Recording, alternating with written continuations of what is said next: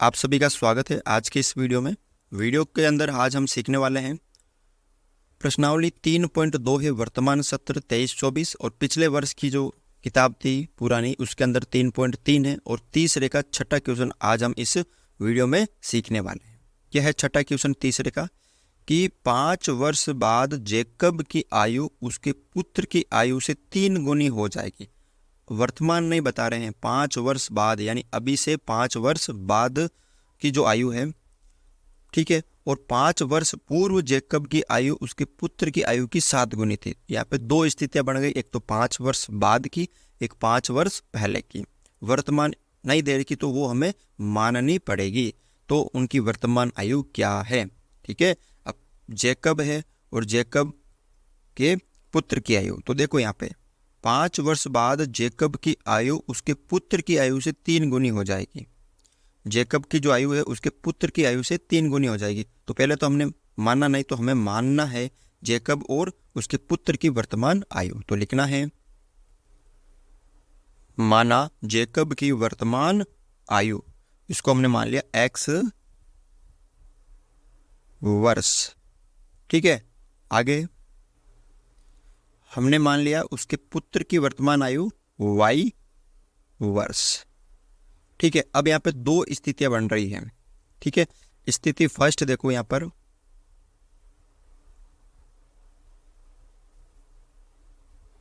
क्या है, 5 वर्ष बाद, आज से यानी वर्तमान से 5 वर्ष बाद, 5 वर्ष बाद, आज से 5 वर्ष बाद जेकब की आयु क्या हो जाएगी, जेकब की आयु वो हो जाएगी, अभी जो है वो x वर्ष है, तो 5 साल के बाद वो 5 साल बड़ा होगा ना, तो 5 प्लस करेंगे यानी x + 5 वर्ष।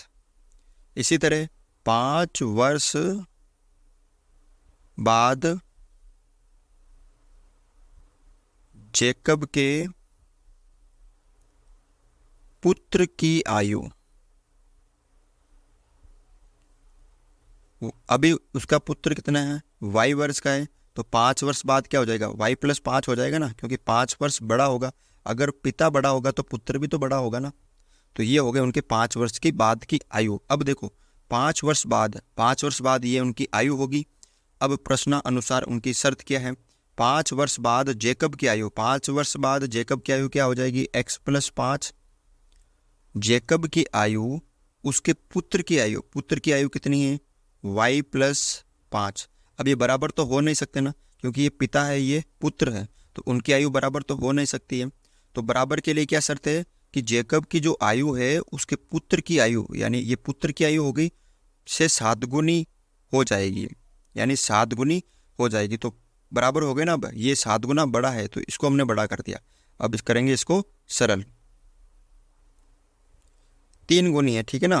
पहले 3 गुनी है, 5 वर्ष बाद 3 गुनी हो जाएगी, तो यहाँ पे 7 बाद वाली है, ये 3 है पहले, ठीक है। तो 3 गुनी हो जाएगी। अब देखो शर्त के अनुसार पहली शर्त थी कि 5 वर्ष बाद जेकब की आयु उसके पुत्र की आयु से 3 गुनी हो जाएगी, तो x + 5 और y + 5 जो पुत्र की आयु उसकी 3 गुनी हो जाएगी। करते हैं इसको सरल, x + 5 बराबर 3 को y से गुणा करेंगे तो 3y प्लस 3 को 5 से गुणा करेंगे तो 15, x इधर है, 3y इधर आएगा तो -3y बराबर 15 इधर है, 5 इधर आएगा तो ये -5 क्योंकि इधर प्लस का है, तो x - 3y, 15 में से 5 गया तो 10। ये हो गया आपका एक समीकरण बन गया। समीकरण 1 दे दीजिए। अब स्थिति नंबर 2, 5 वर्ष पूर्व यानी आज से 5 साल के पहले, अभी वर्तमान आयु कितनी है उससे 5 साल पहले यानी कम करना है। जेकब की आयु और उसके पुत्र की आयु की कितनी गुनी थी, 7 गुनी। अब देखो यहाँ पर स्थिति नंबर 2, स्थिति 2 यानी 5 वर्ष पूर्व जेकब की आयु, आज से 5 साल पहले, अभी वो है x वर्ष का, हमने माना ना जेकब अभी कितने वर्ष का है, x वर्ष का। तो 5 साल पहले क्या हुआ, 5 साल कम करेंगे ना, तो 5 हम कम कर दिए यहाँ पे, तो x माइनस 5 वर्ष आ गई। आज से 5 साल पहले जेकब की आयु, और 5 वर्ष पूर्व जेकब के पुत्र की आयु।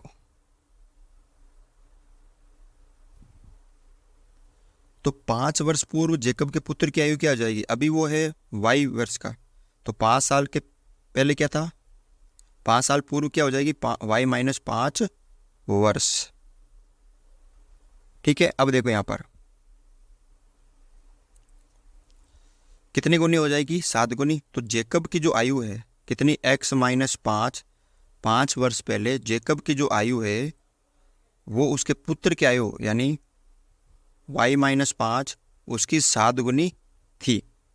ठीक है ना, वो करते हैं इसको सरल, x माइनस 5 बराबर 7, इधर y से गुणा होगा तो 7y माइनस 7 पंजा 35, x ये 7y इधर प्लस के इधर आएंगे तो माइनस के 7y हो जाएंगे, बराबर ये माइनस के 35, ये 5 इधर माइनस के इधर आएंगे तो प्लस के 5, x माइनस 7y 35 प्लस के है या माइनस के, तो यहाँ पे माइनस के दिखाई दे रहे हैं क्योंकि चिन्ह आगे है।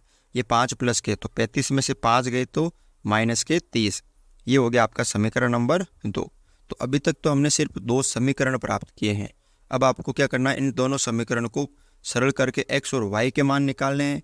कौन सी विधि से, प्रतिस्थापन विधि से। तो हमने यहाँ पे 2 समीकरण प्राप्त कर ली हैं। अब आपको लेना है समीकरण 1 से, समीकरण 1 से। समीकरण 1 क्या है, x माइनस 3y बराबर 10। अब हम इसको x को इधर रख लेते हैं, बाकी जो y है उधर भेज देते हैं। तो x 3y इधर माइनस के उधर प्लस के 10, इधर 3y माइनस के उधर प्लस के चले जाएंगे ना, तो 3y। अब ये x का जो मान है x का, वो आपको समीकरण 2 में रखना है। तो लिखना है x का मान समीकरण 2 में रखने पर, तो ये x का जो मान आया ना अपने आपके पास 10 प्लस 3y, तो इस 2 में रखना है क्योंकि 1 से प्राप्त हुआ तो इसको हम 2 में रखेंगे इस x की जगह। तो x की जगह रखें हम, ये x की जगह हम रखेंगे 10 प्लस 3y माइनस 7y बराबर माइनस का 30। 10 3y प्लस का 7y माइनस का, 7 में से 3 गए तो माइनस के 4y बराबर माइनस का 30। ये 10 इधर माइनस का है या प्लस का, प्लस का है ना, तो इधर आएगा तो माइनस का हो जाएगा। तो माइनस 4y बराबर माइनस 30, ये प्लस का है इधर आएगा तो माइनस का 10। तो माइनस 4y 30 और 10 हो गए माइनस के 40। तो ये माइनस से माइनस कट हो गया, यहाँ बचा 4y बराबर 40। तो y बराबर 40/4, क्योंकि 4 इधर गुणा में तो इधर भाग में, तो y बराबर 10। y का मान कितना आ गया, 10 आ गया। अब इस y के मान को आपको रखना है समीकरण 1 में, यानी y बराबर 10 है ना, समीकरण 1 में रखना है। तो लिखना है y का मान समीकरण 1 में रखने पर। समीकरण 1 क्या है, x माइनस 3 और y की जगह 10 बराबर 10। x 3 को 10 से गुणा किया तो 30 बराबर 10।